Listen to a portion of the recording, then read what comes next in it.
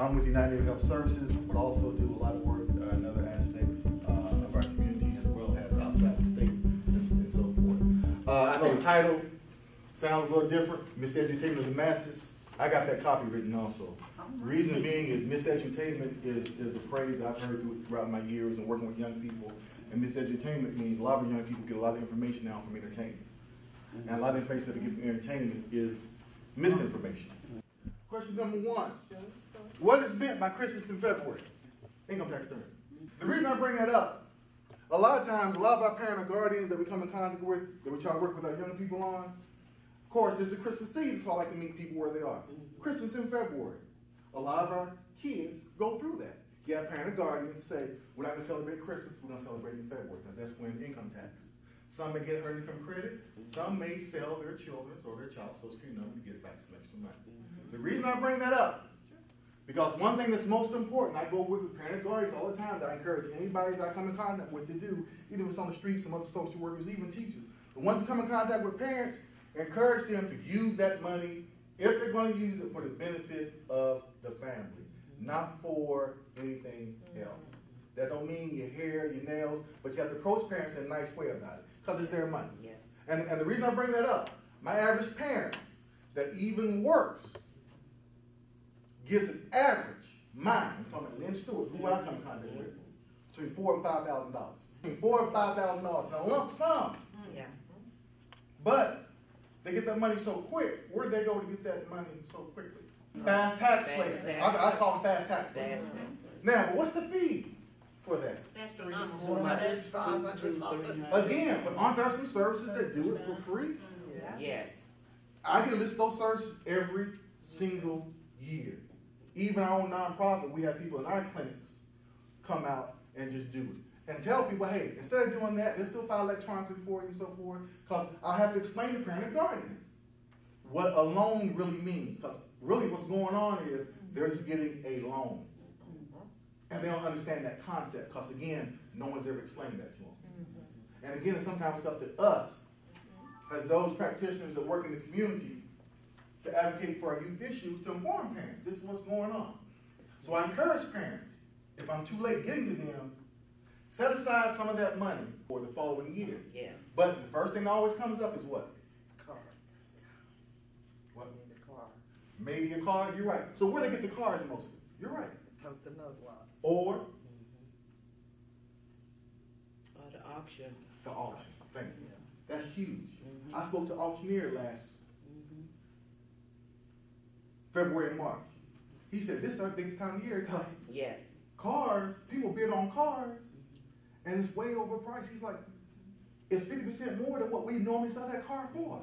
Because now people got a little extra money, and that's what they do. They're like, hey. So I don't see color when I see things like that. And that's what I encourage all people to do, is look at it from that standpoint. Look at it from a socioeconomic issue, from a vulnerable populations issue. A lot of our parent and guardians go to these places, and that's what they do. Look at where their needs are. I know a lot of people like do needs assessment. Hey, I'm fine with that. But my needs assessment is driving around seeing for myself. Yes. Seeing the actual visual. And I know I, as an organization myself, have conducted what I call reality tours. And I suggest for some of your supervisors, some people who y'all may be training, who may be starting off in social services and teaching profession or whatever, do what we call a reality tour. Drive and see and show. The reason I bring that up, Christmas break is coming up. Every year I always have a few teachers or someone ask me, hey, Mr. Stewart, can I go on a reality tour with you? Christmas break, school. I'm like, let's go. So one of the places where I always take them, one of my first stops is juvenile court. Now why would I say juvenile court? Because that's where a lot of kids are custody problems. Kids, what kind of kids? Those who are truant. Who are the truant kids or whomever? What do they look like? Children of color. People of color. Sometimes I go down to juvenile court and just stand and do it just to count over a period of an island. African Americans in the city make up roughly 25% as a whole in the city, roughly. But 80% to 85% of juvenile court on a daily basis. There's a disparity somewhere. Why is that? Why is there a disparity? We can go into that discussion. That's a whole other thing. But anyway, because I want people to see, hey, why is it just people of color? As far as for the most part, what are their conditions that they're in that lead them into these type of issues? Where does all that come from? And it really comes from, we already know, it starts in the home. Mm-hmm. Yes. And one thing our parents need, which leads me to the next thing, which is number 2, advocate for parents to utilize money for needs of the family and not wants. Because the young people have to feel wanted. They got to feel like somebody's looking out for their best interests. And for the most part, a lot of them don't do that. Nobody's looking out for my best interest. When throughout the period of making home visits, school visits, community visits, talking to young people, and you sit down and really talk to them, after a period of time, somewhere along the line, they're going to tell you, hey, I feel like nobody's really thinking about me. Who's thinking about my well-being? That's what we have to assist parents in the thinking ahead for their needs. What about food? Like, how do they spend their money on food? Junk. Junk food? The cheapest. Noodles. Hot dogs. Noodles. Now, again, I encourage everybody to do their homework. Ramen noodles. I encourage everybody to do their homework. Because I've studied grocery stores. All right? I studied them in college, and I still study them. And I found this out just recently, after some research. Did you know large companies like Procter & Gamble lease space, shelf space, in grocery stores like Kroger, Publix? So you may see more of their products. Absolutely. Eye level. The reason I bring that up is I did an experiment research project 12 years ago where I actually would take vulnerable populations, people, to grocery stores outside their own community. So I know, so I'm just going to watch. Now, they're on a budget. I'm giving them coupons, but they were still buying Tide or Gain.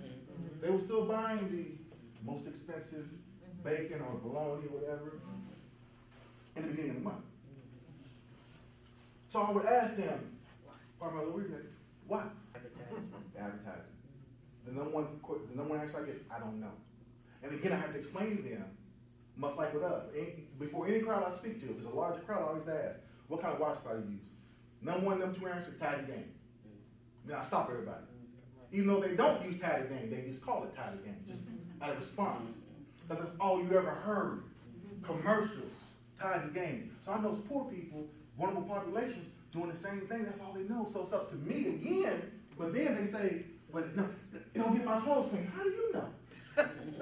You got grass stains? I mean, I'm just, no. You have to explain. Again, it's a process. I know it's time consuming, but it is a process. And the main goal is get the families to conserve their money for the betterment of their family, which leads to the betterment of the child in the long run. So when the child has needs, school uniforms, they won't come to people like Mr. Stewart. Because they don't have money. They got the money already there. Somebody's thinking, I wasn't just born to be born. Somebody's planning for me and for my future.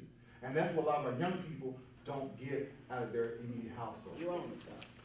The reason I put number 3 on there, utilize programs and not use them, because I see a lot of social services people, it's like crisis management.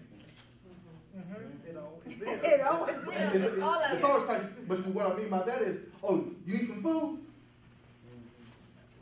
Here's a food basket. But the question I ask when I do bring a food basket, why are you adding food? Right. Help me understand. Right. So we won't be in a situation next month. How can we work with you so it won't happen again? What does your money look like every month? What food comes in the house? What food goes out of the house? Who were these 3 adults in the house? How do they contribute, if they contribute at all? And those are realistic things that we see every day. But no one, like she said, no one's really sitting down and explaining and helping our population understand. Because some people just accept their circumstances and live with it.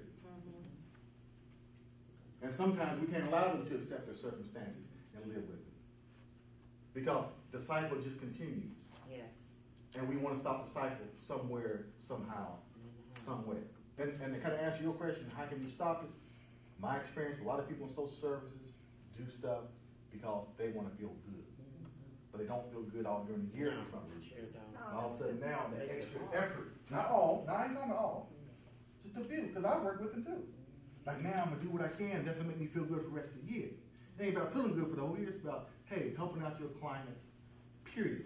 Now, how can you stop, how do I think you can stop the cycle? Me, my experience has been, I have people like that, I developed a strong relationship over the past couple of years with Bank of America. I know banks don't have a high profile these days as far as good standing, but they've been able with me downtown, the Bank of America downtown, to open up accounts with minimal amount of money. I'm talking $10, check account, and they'll waive everything for, develop a relationship. I'll say, hey, here's what we're gonna do.